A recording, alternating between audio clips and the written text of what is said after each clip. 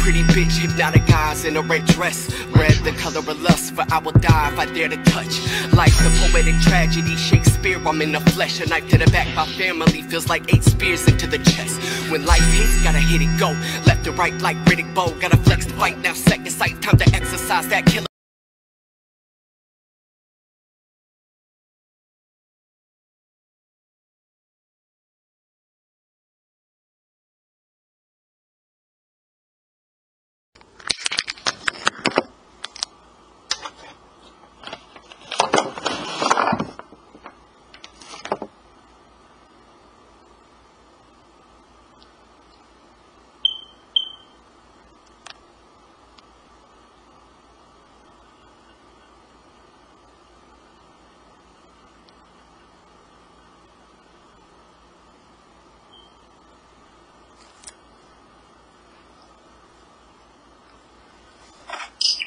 Hi, this is Twanda. Hey, how you guys doing? I'm good. Who's on right now? Diablo Beats and Riggy Marz from Angeleno Records. Okay, all right. So, Sunny DarkO is not on? No, we weren't able to. He had just heard about it this morning. We had an interview, so he wasn't able to get time off of work in time. Okay, that's cool beans. So you ready to get started?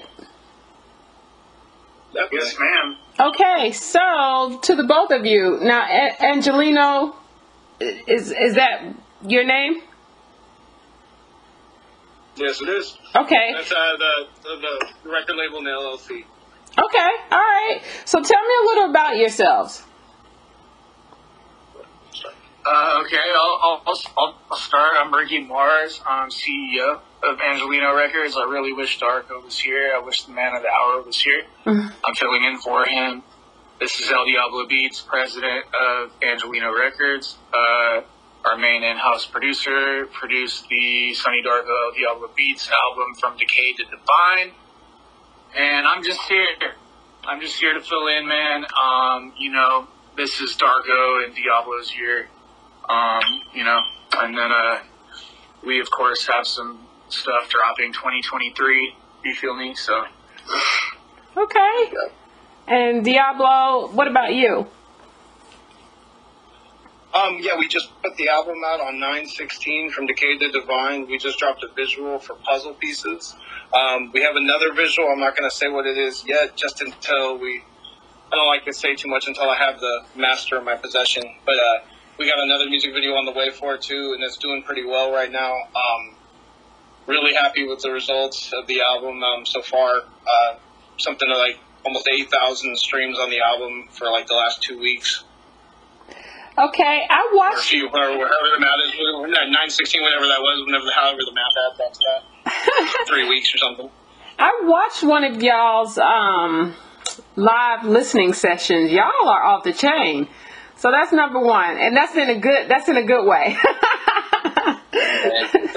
You're welcome. So, like, you definitely have the old school hip hop with the new school, but more old school. So, what is your creative concept? What do you draw inspiration from? Production wise, I draw a lot of inspiration from like a lot of late 90s, early 2000s hardcore bands, punk bands, metal bands. I played in a lot of bands like that for about 10 years. I was a touring musician. I played in several different bands. Nothing that went too crazy or anything that went too far, but growing up around that kind of style of music definitely inspired me to have a different ear for the kind of sample choices I would pick for hip hop, and it kind of brings more of like an obscure style to it because I'm listening to a lot of different types of music that maybe most producers in hip hop wouldn't listen to, you know? Right. So then, and with that said, like I'm sorry? Oh, go ahead. Oh, no, I was going to say, like you said, you did rock band, so that's a different mashup. What's the genre? What would you call the genre for that?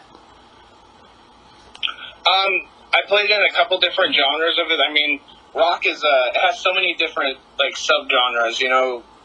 Rock is kind of like an umbrella term for so many different types of music. So when I played in specifically like punk bands, and then there's a specific style called hardcore. If you're familiar, it was derived in the 80s, which is kind of like a more aggressive punk style. I played in bands like that. Then I played in like metalcore bands, which was metalcore derived a lot in the 90s, early 2000s. Just different styles of more the underground styles of rock, I guess you would say. I was never really a fan of like radio rock or anything like that, but definitely I still like bands like Slipknot and some of the mainstream bands like that, and Korn and stuff like that, but I also definitely draw more influence from the underground. Okay, so this is an interesting question, and I kind of stole it from Love and Hip Hop, somewhat. So, somewhat, not 100%, but like, when did you decide that music is something that you wanted more than you could breathe?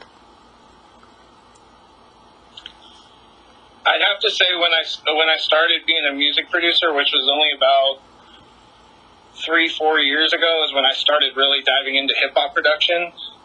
It was something that I thought was dead to me because I hadn't been playing in bands in 7-8 years, so I thought it was just kind of like a dead thing in my life. Something I did when I was young, and I'll never do it again. And then about 2019, I think it was, I bought a guitar again and started playing and just getting really into it. And then I met this guy named Baby Franco Chain. He's from LA, like North Hollywood area. And he was working on an album at the studio I was hanging out at. And we were going through I was like kind of co-producing a few things and just like giving him ideas on what to do with here. And he was just like, "Oh, are you a music producer?" And I was like, not really. I just used to be around music a lot. And he's like, "I don't know why, man, you should make beats." And it just kind of clicked in my head right then and there. And I literally just went home and just did everything I could learn about being a beat maker, bought an MPC, learned the programs, learning how to, just learn my way around standalone instruments, and just kind of dove right in. So it wasn't until I was like 29, 30 years old that I was like for sure that I was like, this is what I want to do for the rest of my life. And I was so happy just to get a few placements in the beginning and just like get rappers to even want to rap over my beats, that I never thought it would turn into a career where I can actually make like a lucrative business out of it. And then as far as the record label goes, As far as the record label goes, what's your question? When did you know that this was something that was going to be huge? I never knew. We're still at that stage where I still wouldn't say we're huge yet. You know what I mean? What? We've got a lot of work to do.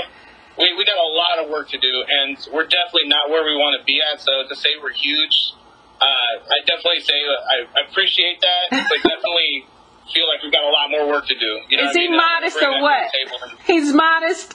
A little bit. I like what we're doing, and I like the direction we're going. But we have so much to establish still, and so much to like.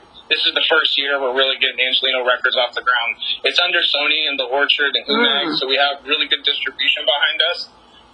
So we have that advantage, but as far as building our name as Angeleno, I really want to keep that our focus this year and just bring that up to the top. Oh yeah, well, Mag? I mean, you can't lose with that. So, Rob's a great guy. Oh yeah, I mean, Bomb has a great ear for music in general. So, how do you decide who you're going to work with? What's the most important thing that stands out to you? I have to say individuality and originality. Originality, and cadence. Because because you can have originality, you can have bars, and then there's some people that just don't have delivery, though. And then there's people who got cadence and style but don't have bars. But give or take, I work with a lot of different types of musicians and all types of music. I make like Little Peep style music, and like sad boy style music for these guys in Australia and stuff like that.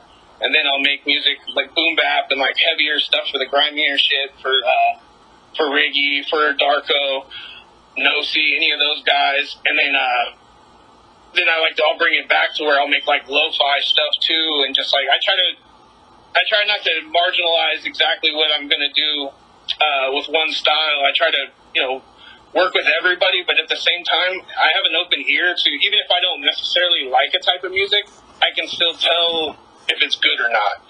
Like, even if I don't necessarily, I wasn't really a fan of the sad boy type music. I've become to like some of it more, but just hearing it as a musician, I learned the recipe of it, and I was like, oh, okay, I can vibe to this. I see what they're doing with it. But overall, it's just, if the musician just has something unique to bring to the table, always if they're driven, I don't want to be motivating them to come to the studio to get the project done if we're working on something exclusive. I really try to just marginalize it to that. I'm not particular on any style, but just making sure that they're just bringing their 100% to the table. Okay. Now, do you think, and this is a question for you both, do you think this project that you're putting out or just put out has topped your previous projects? 100%. It's definitely been the best results possible, and that's why I do want to stay humble about it, because I feel like if we can achieve this, something that felt unachievable a few years ago, if you would have told me a few years ago this is where I'd be at, I would have doubted, So I want to stay at that same hunger and just continue to, push for more for it. Okay.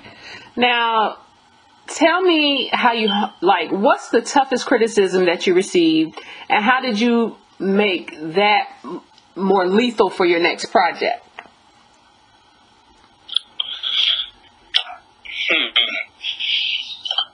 Being an earlier producer, doing this for 3 or 4 years, definitely some of the OGs, that were doing this a long time around me. Like in the beginning, they were just kind of they would, tell me my beats were flat. They would tell me, that they weren't, they didn't have any swing to them. And, they would just constantly just kind of pick apart little things that necessarily the consumer's not going to hear, but the producer and the musicians are going to hear.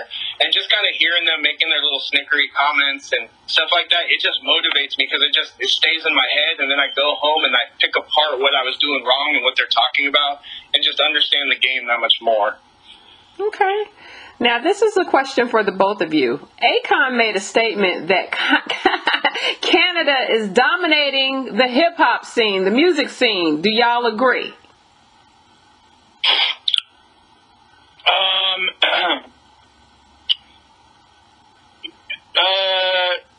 Well, first of all, no. Second of all, there's a lot of dope shit coming out of Canada. There's that whole pocket of Mercury, Snack the Ripper, Mad Child, who else? Even more underground than that, Rest in peace, Pat Stay. Pat Stay, R.I.P. Factor.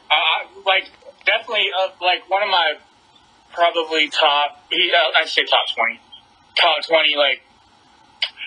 hip-hop producers. Factors definitely on that list. But there's a lot going on, and underground hip-hop runs strong in America too, man. And we're the pinnacle of that shit. Every other country you go to, everyone wants to be like us. Right. Or Griselda,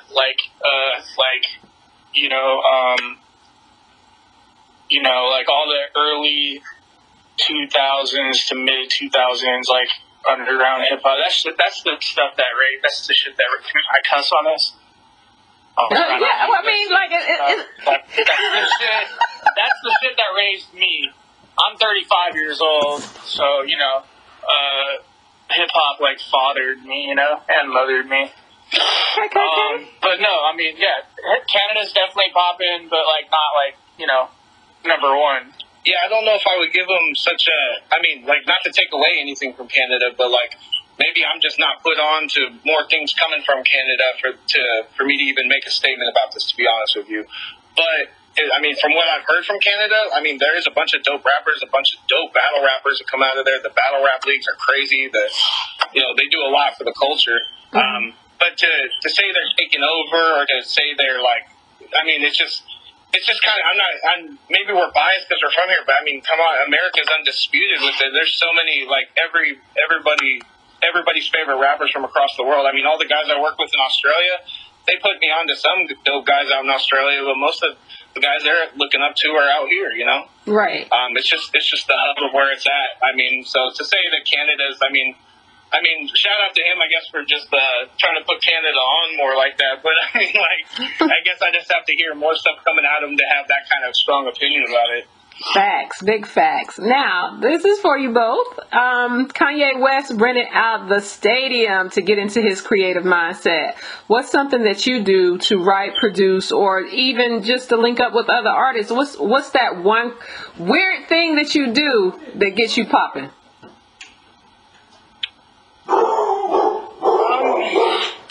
That's a hard question. The biggest thing that's really stood out for me since to give me branding as a producer and to give me uniqueness as a producer has really been just like my name at first, because people first were like, El Diablo Beats, like, what the hell is that? You know, like the devil's beat. That sounds crazy. You know, and then just the imagery and the persona that comes behind that, just like that kind of image, it really has pushed me forward just to kind of give, like, I guess, an extent of shock value. Mm-hmm. That's really given me some edge to it. Just being open-minded to all types of music has really given me an edge too, because like when I started, I was just so hard-headed. I was like, I only want to make boom bap. I only want to make old school hip hop, and that's all I want to make.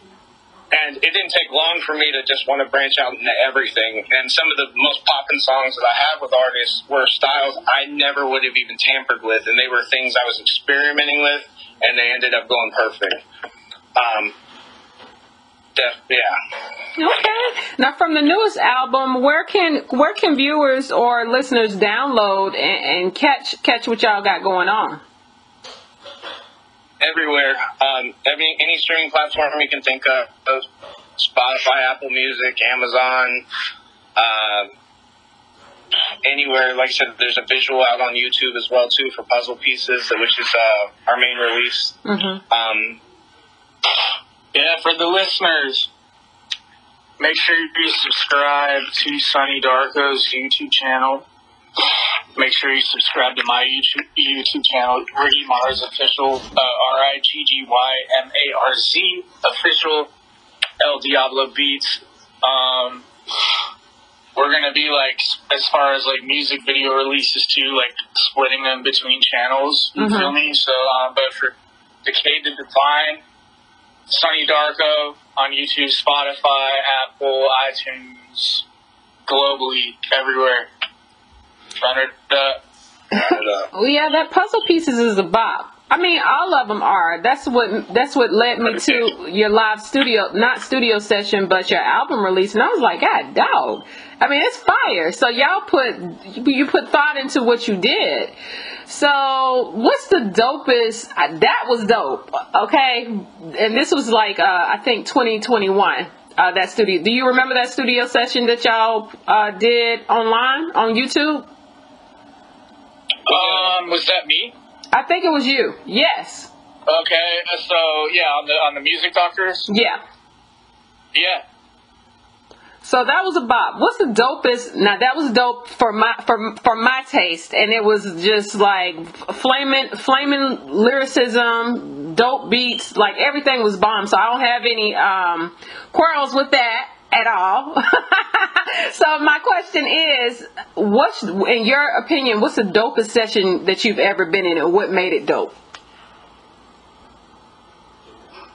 It hasn't even happened. It hasn't occurred yet. What? Like, yeah, you know, and there's just so much to look forward to. So much to build, like we said. We can't even. Yeah, like, man, like, I mean, I'm sure we'll be in cahoots, all of us, but, like, check back in, like, 2024. Let's see what's happening. Okay. All right, so this is my last question. Well, not the last, but next to the last. Lyrical assassins and producers, you going to take everybody out with your verses and beats. Who would you want on your team, and why? Okay, so producer-wise, I mean, come on, The Alchemist, Derringer, C. Lance, Stu Bangas, Shit, I'll even take his son, Young Bangers. He's killing it right now. That kid's like 12 years old, fucking making beats better than most of the producers I know. It's crazy. I mean, a lot of those, that would be my squad for the producers. For MCs, modern day, I would take like RJ Payne, Flea Lord, Ito, 38 Spesh, Benny the Butcher, Conway, Royce the 5'9". Shit, I could go all day. But that modern day, that's who I really see killing it. Yeah, I mean, if we're talking old school, you know, of course, Big L, Tupac, Big Pun, any of that early East Coast shit like that, Nas, Ma Deep, you know, that's what molded all of those guys that I mentioned in the first place. You know, what I mean, they were just generations. I'll answer it in two parts. If there are two producers other than my boy here that I'd want to work with, like with no features on the album, on the record, it would be Alchemist and Clams Casino. And depending on the album I was doing, I would choose whether or not to have features on it, because most of the time I overpower them anyway, to keep it a stack. But if I were to make like a grimy boom bap album for show, I'd have Conway on that shit. I'd have Rum Streets. Oh yeah, Rum Street. I'd have my boy Cadillac Ron, rest in peace. Fuck fentanyl. Shit. OT the Great. OT the Real. OT the Real. My bad. That dude, he put me on to him. That's why. Yeah, I can't even believe I didn't mention him. OT the Real right now. He's out of Philly. I don't know if you're familiar. One of the craziest, man. He does a lot of stuff with like Jada Kiss's Camp and Millie's and those guys, all the HRL high level rap dudes. But he's probably one of the craziest, just wild, rawest penitentiary bars I ever heard in my life. What? You know what I mean? Just like the visuals this guy paints is just like, man, he didn't learn. You know, nobody co-wrote that. He's seen some shit. He's seen some shit. You know, and he really is able to paint that picture. I mean, okay, like Gangstar. Yeah, Gangstar too. I mean, yeah, DJ Premier, man, I can't even believe I didn't even mention him in the top producers as well. Like he's Pete Rock. Yeah. RJD2. Man,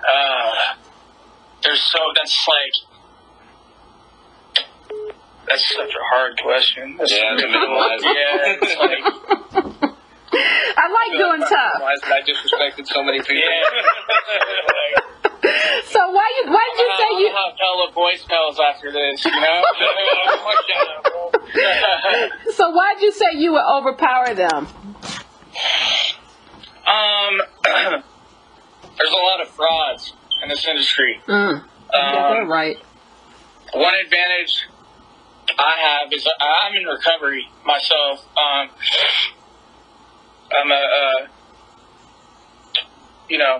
convicted felon / recovering addict, alcoholic.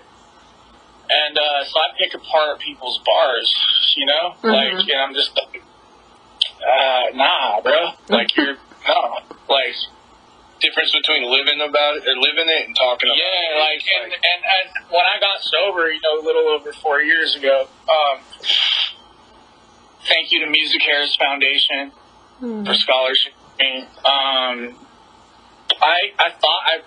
I really thought about it, like, do I want to put it all out there like that, or it's like, no, I'd be doing a disservice to, you know, all the people that are dying from this shit, and the rest of the world if I didn't speak my truth. There's enough people just talking shit, you know. Right. So it's like, you can't, if you're keeping it 1,000, it's like there's no way you can go wrong.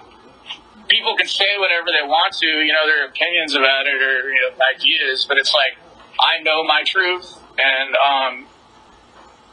with that being said, like, I'm unstoppable. Well, first of all, congratulations to you and like being about it, and being able to be strong enough to talk about it. You know what I'm saying? That's huge. You know, in your music. So was that when you did music before? What's the difference? The difference is, you know, I can write, like, I can put out like the dopest music, right? Like the realest shit. But like, if I'm not sober and if I'm not doing the damn thing myself, it means nothing. Right. You know? So being a survivor, because I'm not a victim, I'm a survivor. That's right. I can confidently like speak my truth on things, you know? And you know, I don't want to speak for bro or like Sunny DarkO, but like we've lived pretty similar lifestyles, you know, and so as far as like artists that I so much as want to sign, let alone be like label mates with, I can't stress the importance of like us kind of all running on the same frequency. You know? Yeah. Right. That was perfect. Frequency. Well, y'all both bomb as fuck. There, I cursed. Yeah, we don't feel so alone now. That's right. So, what other projects do you have coming out, and do you have any merchandise? Wanna go first? Yeah, sure. Me and Riggy will actually, we don't have a release date for it yet, but we will have a single coming out soon. Before the end of the year. On some like lo-fi, you know, early atmosphere vibes kind of thing going on. Like early rhyme sayers type stuff. We're going to do a single for that, and then me and DarkO are actually going to do an album too, a little EP where we're going to do a similar vibe where we're going to slow it down and where it's still going to be heartfelt. There's going to be a lot of bars, but we're just going to we're gonna really show how much DarkO can dance on every style. Like I don't want to give too much on his end too, but he's got another really dope album that he's got in the works where he's doing like some like almost like sublime type shit. You know what I mean? Like I don't even know how to like. He's on some new shit. Like he really can do it all. Like he can chop, he can rap over boom bap beats nice and slow, he can, you know, do the trap style shit, he can sing. I mean, he's really a master of all trades with that shit, or jack of all trades with that shit. Yeah, like DarkO really is one of the only other vocalists, lyricists, MCs that I've worked with, like, in my 20 years of doing this shit, almost 20 years, where he's, like, just as, what's the word, like, switching styles, diverse, yeah, versatile, like, you know, I can, you know, I got a Grammy consideration last year for, like, a love song. Of course, it's the love song, you know, like the one I wrote in like an hour, you know. But DarkO and I, we have a record coming out February 16th, 2023, called CC Twins, SEE space Twins with an S, the proper spelling. That's our duo, like, name, and Diablo's got 4 beats, 4 production credits on that. Body Back Ben is another producer I work with. He's got some production on that. Chase Moore, shouts to Chase Moore. He's got production on the record and a verse. Wild Card, Fumes the Threat has got some production on it. But, yeah, the guest features are Wild Card, Word Up from Dope City Saints in Oakland, and the homie Chase Moore. So that's dropping February 16th. Diablo and I are working on this, like, punk rock record. And then DarkO has, you know, I don't want to speak for him, but he's got multiple. An arsenal. Yeah, an arsenal. Like, we're locked and loaded, dude. That's like, ridiculous. with the visuals, too, and, you know, yeah, we're just doing everything in-house. And merch, soon. Real soon. You know, we're gonna have vinyl for everything, hoodies, shirts, stickers. I was just talking to our sticker guy today. Like, our stickers will be here in like 3 days. But like, to anyone listening, man, like, subscribe to the YouTube channels: Riggy Marz Official, Sunny DarkO, Diablo Beats, Spotify, Apple, All that. I got a Bandcamp too, riggymarz.bandcamp.com. Shout out Bandcamp. If you want to, like, you know, I can actually get close to like what I deserve for my music, you know, you can hit me on that. But like, even Spotify's tight. Like, share, comment, subscribe. Instagram at Angeleno Records, ANGELENO Records, at Diablo Beats, at Sunny DarkO, at Riggy Marz. Yay! All that. Period, Pooh. So, thank you all so much. You keep it going. I mean, you're very creative. Y'all got some dope stuff going on. That's what made me sit and like listen, like literally just listen, especially during your live sessions. You got to have a level of confidence to go live with your music, and that told me all I needed to know about what y'all working with over there. So big ups to y'all for that. And I'll follow you, and I hope you follow me back. So thank you so much. Of course, 100%. Yeah. So thank you so much for your time, and we got action. Thank you. Thank you.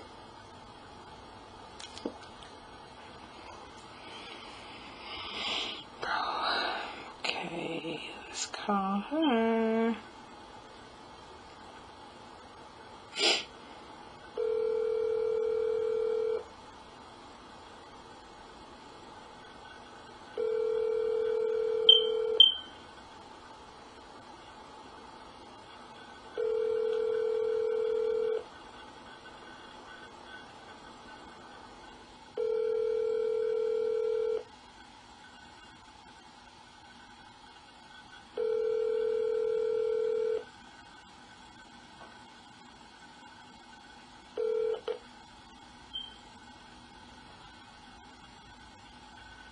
Temptation's a pretty bitch, hypnotic eyes in a red dress. Red the color of lust, for I will die if I dare to touch. Like the poetic tragedy, Shakespeare, I'm in the flesh. A knife to the back, my family feels like 8 spears into the chest. When life hits, gotta hit it go. Left to right like Riddick Bowe, gotta flex the fight, now second sight, time to exercise that killer.